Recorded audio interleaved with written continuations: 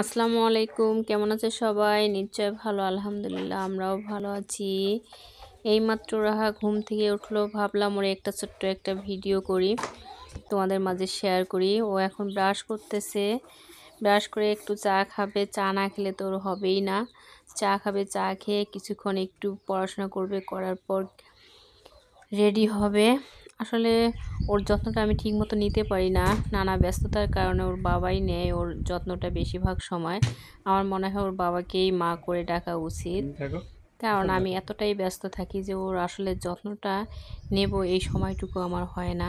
3টা চ্যানেলে কাজ করতে হয়, আবার ফ্রিল্যান্সিং ট্রাই করতেছি, আর প্রাইভেট প্রতিষ্ঠানে শিক্ষকতার মানে তো বুঝতেই পারছে আসলে কতটা চাপে থাকতে হয়। দায়িত্ব বেশি এখানে, মানে টাকা না থাকলেও দায়িত্বটা অনেক, এই জন্যই হয়ে ওঠে না ওর আসলে যত্নটা নেওয়া। এখন আমরা স্কুলের দিকে যাব।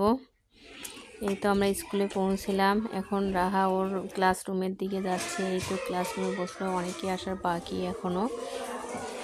ও ফার্স্ট বেঞ্চেই বসতে পারলো অবশ্য।